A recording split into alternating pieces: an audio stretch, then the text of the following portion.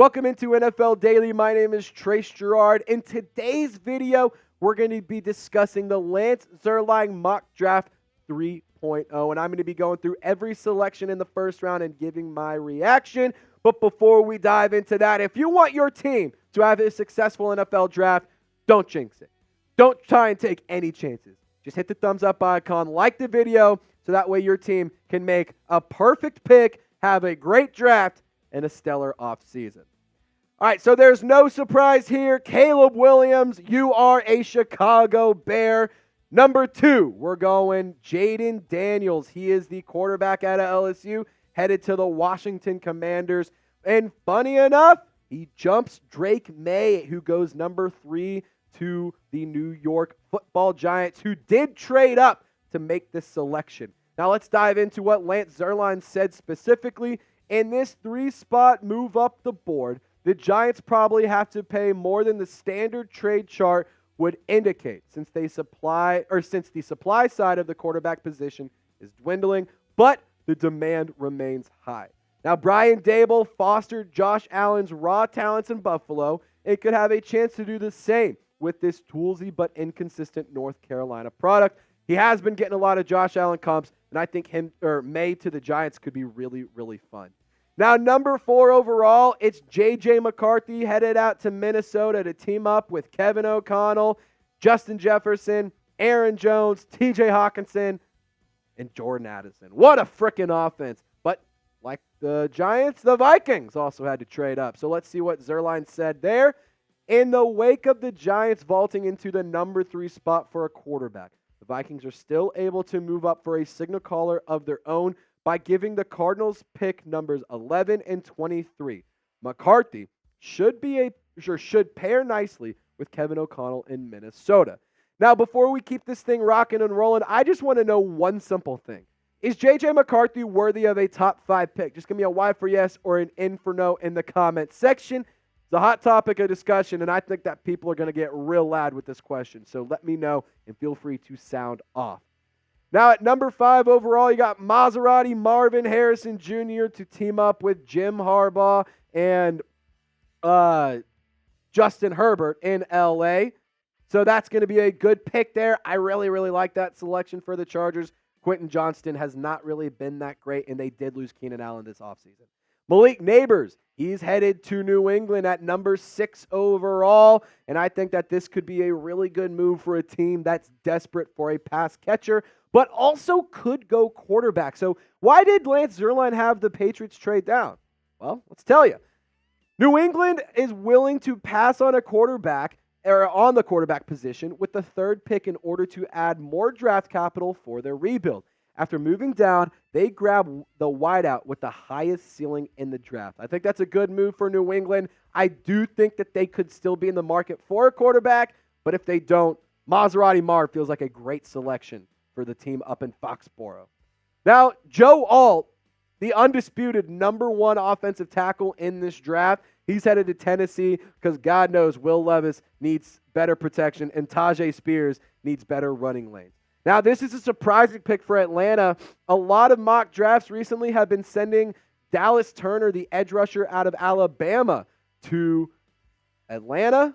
However, Lance Zierlein had Jared Verse, the Florida State pass rusher who is stellar and a really, really fun player to watch, to the Dirty Birds. Now, before we keep this thing moving, like I always say, and I encourage you to subscribe to join our live NFL draft coverage. We're going to be live for every day, every round, every pick. And we're going to break it down before ESPN, before NFL Network, because we don't go to commercials. Like some of these other big companies, they go to commercial when your favorite team is making picks, but you need to know who those picks are. So I encourage you to subscribe and join our coverage. The NFL draft is just around the corner. Now, Rome Odunze, he is actually on a visit with the Chicago Bears recently, so I could see Matt Eberflus wanting another pass catcher to go alongside Caleb Williams, because if you have a room of DJ Moore, Keenan Allen, and Rome Odunze, that is a pretty sneaky good wide receiver group. Now, Brock Bowers goes to the New York Jets at number 10. He's a generational tight end talent, and I think that New York needs all the help they can get for Aaron Rodgers. Outside of Garrett Wilson, they just really need some pass-catching help.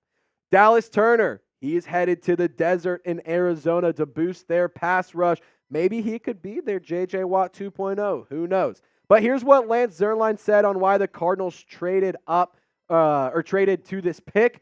After trading down from number 4 in exchange for a pair of first-round picks from the Vikings, the Cardinals are still able to grab immediate pass rush help off the edge in the form of the freaky athletic Dallas Turner. Now, that's why the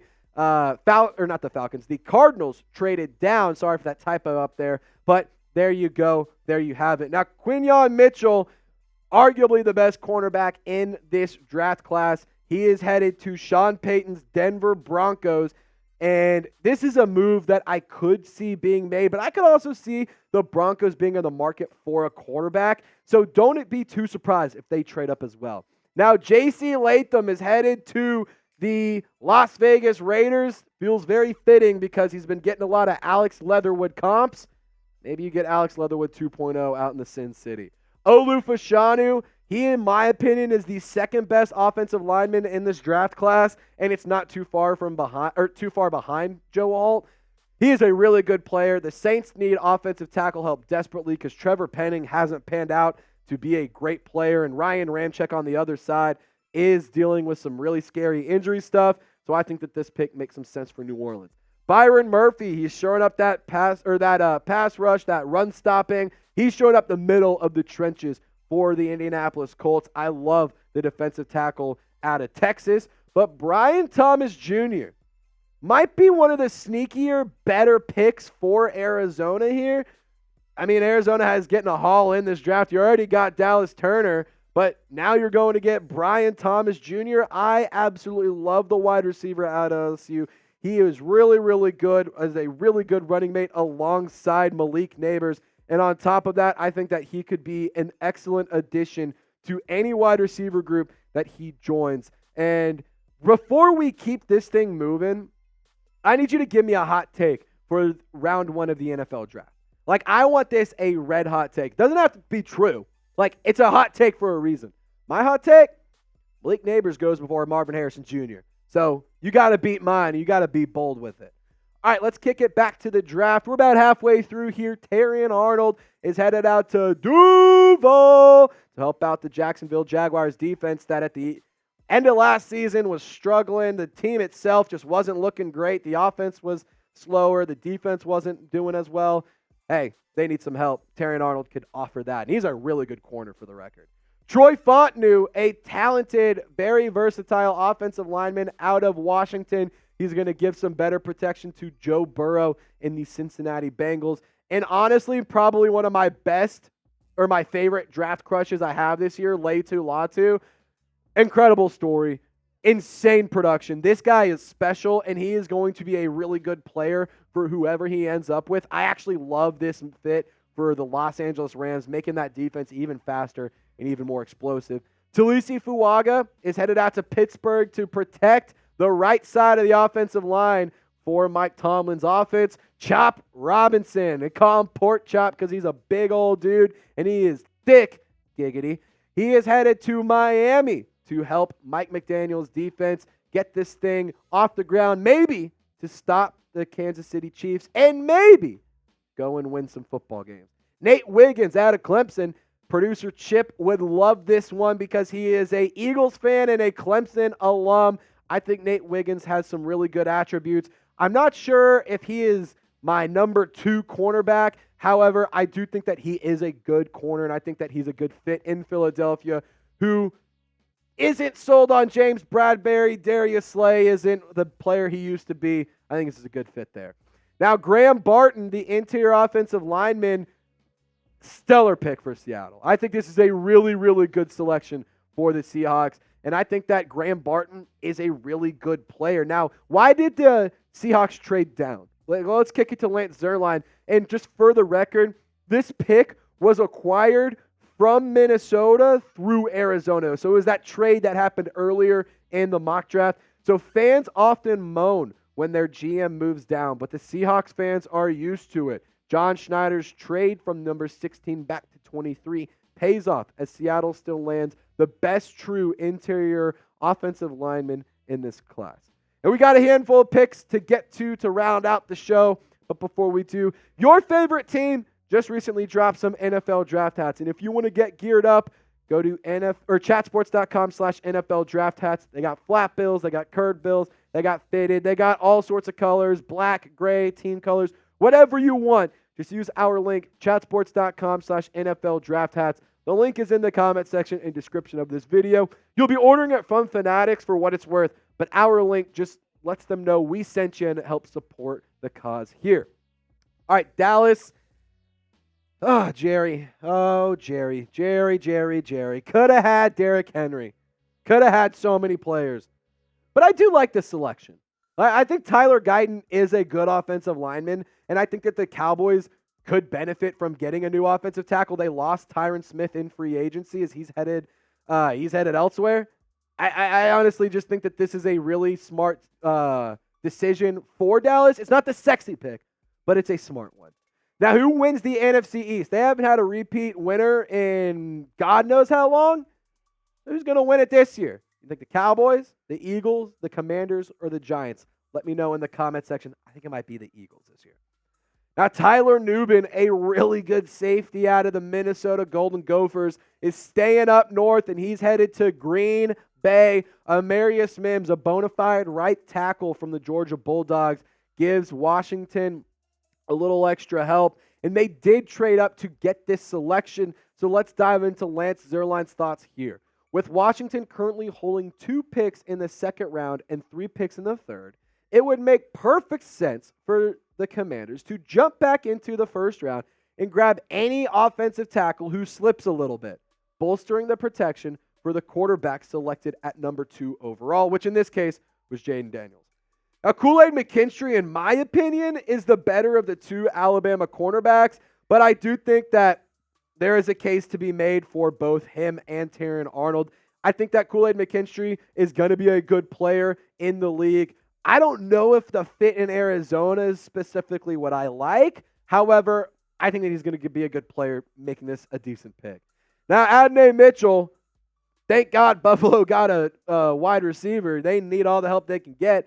They're a team that I could see possibly being interested in moving up to go get a more prime wide receiver. But at the end of the day, I think the first round is definitely going to a pass catcher up in Buffalo. Now, number 29 overall, the Lions are adding to that defense, bringing in Cooper DeJean to maybe chew off some kneecaps or bite off some kneecaps or whatever the saying was. I like Cooper DeJean. He is a really good all-around defensive back. He also offers a lot of special teams ability, and I think that him in Detroit is actually a really, really good fit. Jordan Morgan, the offensive tackle out of Arizona, is giving some better protection to Lamar Jackson. Darius Robinson, he's getting a lot of Cameron Jordan-type comps and really high motor. Broke out this past season and showed out at the Senior Bowl. And to round things out, if the Chiefs don't have Rashee Rice, well, maybe they'll have Ladd McConkey, because that's who Lance Zierlein mocked in his mock draft 3.0. McConkey is a really good wide receiver. I don't know if he's a round 1 kind of guy, but at the end of the day, Chiefs need a pass catcher, and I think that this is a good fit for Patrick Mahomes. But there you go. That's the mock draft 3.0 from Lance Zierlein. And I'm just kind of curious what the general consensus is. Which was the better draft class, 2023 or 2024? Let me know in the comment section what you think. And as always, hope you guys have a happy football. We'll see you next time.